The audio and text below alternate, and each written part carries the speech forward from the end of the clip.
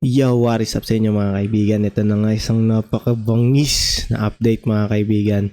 Good morning talaga sa mga naka-Ronnie Network dyan. Ito na nga, in-announce ng Coinbase na plano na nilang ipasok ang Ronin sa kanilang exchange, no? So napakalaking bagay niyan guys, no? Alam naman natin Coinbase ay isang napakalaking coin exchange din, crypto exchange din sa buong mundo, no?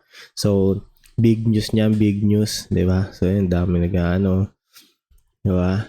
So very bullish 'yan. Tingnan natin kasi alam ko pumalo na naman yung Ron eh. Maangat na naman siya eh dahil siguro sa news na yan eh. Oh, isa na yun. 161 na guys. Magwa 162 na, up na ng 4%, pero ibang coin din naman up sila. Very 6.8%. No? So talagang napakaganda niyan, no? Ito si AR Ron nga, our Ron, sabi niya, Binance needs to catch up. No, ito kasi nga, may reading Coinbase announcement. No? So, very bullish yan sa Ronin Network, no? So, anyway guys, bago tayo magpatuloy, kung gusto niyo ng mga ganitong klaseng content, huwag niyo kalimutan mag-subscribe, ring niyo yung notification bell para lagi kayo updated sa mga crypto news, mga Axie news. So, like niyo na rin itong video na to para makatulong sa ating channel. Let's go! Tuloy-tuloy na to guys. Ito, isa pa sa Axie naman. So, actually, hindi lang to para sa Axie, para din to sa Ron. No? So, ito daw sa introducing the community onboarding application. Nominated NFT community, selected community can claim free access, VIP onboarding available. So, ito, NFT community. Katulad to nung nangyari dun sa Kong ba yun? Kong yung mga onggoy na NFT, no? So, lahat ng mga kasama or may pagmamayari ng NFT na yon ay nakakuha sila ng libreng access, no? So, magandang bagay din to para sa Axie community at syempre din dun sa Ron, di ba? Kasi papasok sila dun sa community ng Ron, no? Maganda tong ginagawa ng Axie Infinity, no, na ipag-collab sila sa mga NFT community para at the same medyo masalba din naman yung mga NFT ng mga nakabili ng mga kasagsagan, no? Para sila masyadong malungkot, makakuha sila ng free access at makakasama pa sila sa community ng Ron Network, no? So, pa ba? Ito muna tayo. Axie Infinity Classic, no? Meron na namang update, magkakaroon na naman ng tournament. Alam ko ngayong araw na to, 16 hours ago. So, sa mga gustong sumali pa diyan sa Grand Tournament number 3, napakaangas niyan.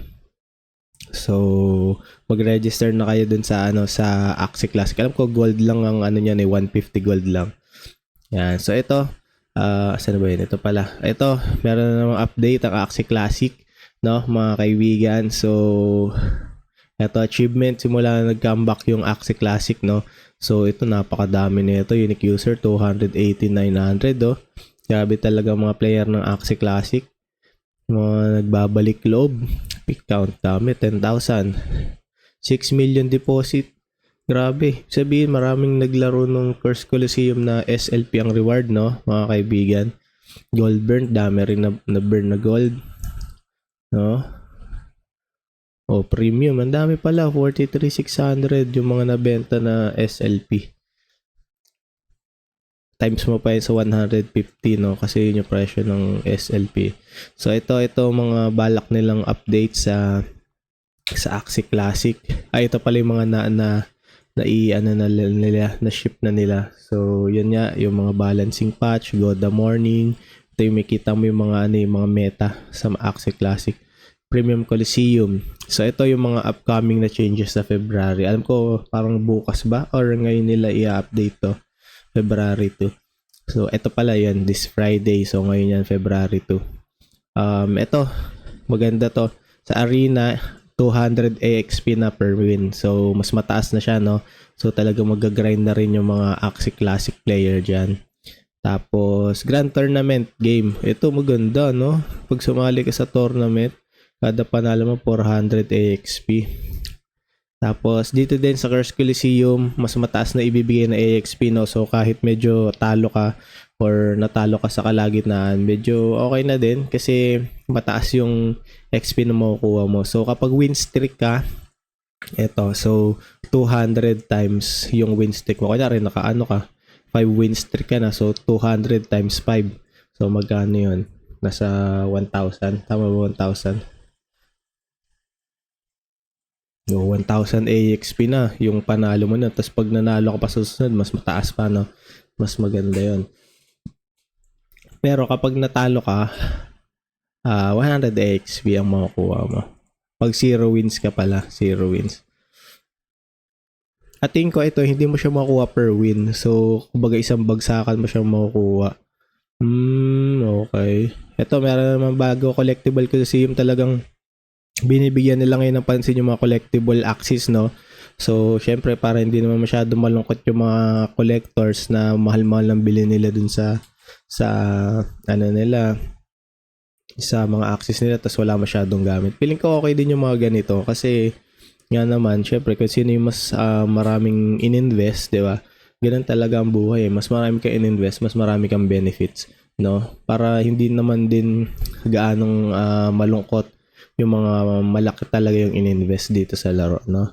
So, ito, Mystic. So, collectible Coliseum, no? So, Mystic times 2, grabe yun, times 2 na na AXS sa makukuha. Origin, Japan, wala yung mga no, summer. Kung ano yung mga summer collection, no? Ito, paano ba to? May sarili silang Curse Coliseum o isasali mo sila din sa sa Curse Coliseum, no?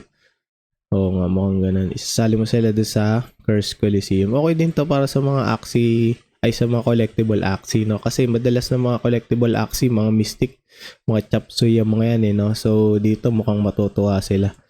Mukhang dadami ang maglalaro niya na may mga collectible Axies. Ito, team composition rewards. Ito, yung kailangan yung mga may 3 Japan parts. Pwedeng tigi-isang Japan Axie na may tigi-isang parts or isang Axie lang na may 3 Japan parts, no? Pwede ka sumali dyan. Golden Wheel, ito yung mukhang dito na magkakasunugan ng mga gold, no? Dito parang makuha tong putang inamol. Kailangan mabuo mo ata itong mga puzzle, no?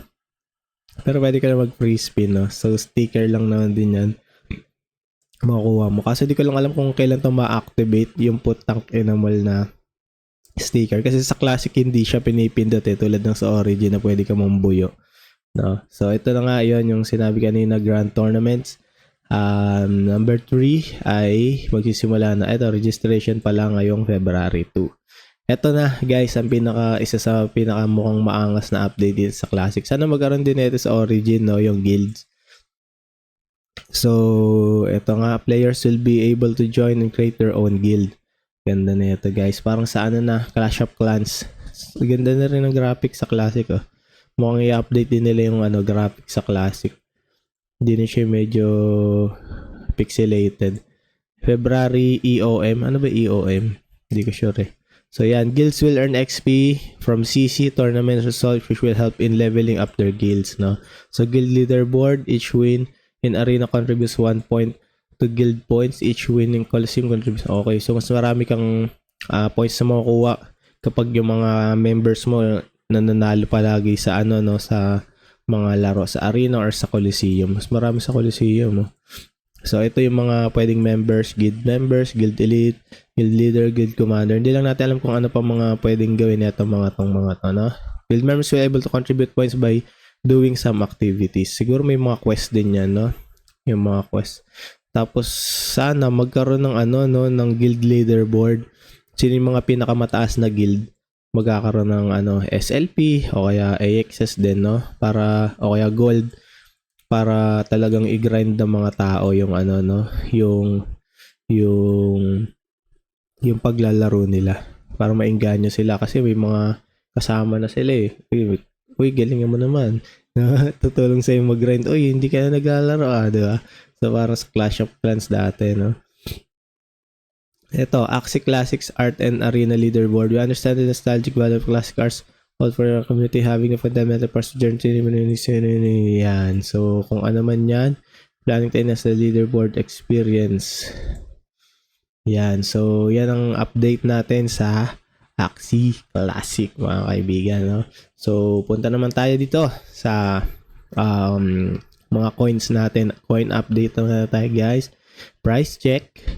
Okay. Ang Bitcoin, ayan, mukhang medyo paangat na uli siya yung Bitcoin, no? 0.02% lang ang kanyang ibinaba mula nung isang oras. 7 days, 7.4. Laki pa rin yan, guys. Laki tinaas pa rin ng Bitcoin yan. Mukhang green naman na lahat. Ito lang maliban sa XRP na, guys. Alam naman natin yung balita dito sa XRP, no? Na yung co-founder daw ng XRP ay na-hack, no? Ito yan, no? Ito. Sabi, co-founder got hacked for 6.3 billion, no? Kaya yung mga tao, nagpulasan sila yung iba, no? So, kaya bumaba yung XRP. Pero sabi naman, may lumabas na ng founder, hindi naman daw totoo. Pero, syempre, pag may mga ganong balita, na ang mga tao, nawiwindang sila. Kaya, para safe, talagang nag-withdraw sila. Nagwi-withdraw, nagsisell sila. So, yon. So far, guys, mukhang angat naman ang halos lahat ng ating mga coins. Syempre, umaangat ang BTC. Tignan natin ang AXS. Medyo nasa baba siya, pero positive naman siya within after 1 hour. Ang RON, ito, grabe umangat na yung RON. Dati nasa lang to, parang 98 ba? 98. Huling kita ko dito, nasa 98 to Grabe, 82 na siya. Paangat na talaga Lalo na pag nalista pa yan sa Coinbase, no? So, hindi ko alam kung bibili pa ako ng RON. Hindi ko alam kung ibebenta ko ba yung BNB ko. Kasi wala na to sa Pilipinas Benta ko na lang kaya itong BNB ko. Tapos bili ako ng maraming RON, no? Pwede. Sige, tignan natin. Bili na lang kaya gawin ko, no? Sige. Pag-isipan natin yan, no? So, yun lang, guys, yun lang ang update natin ngayong araw na to.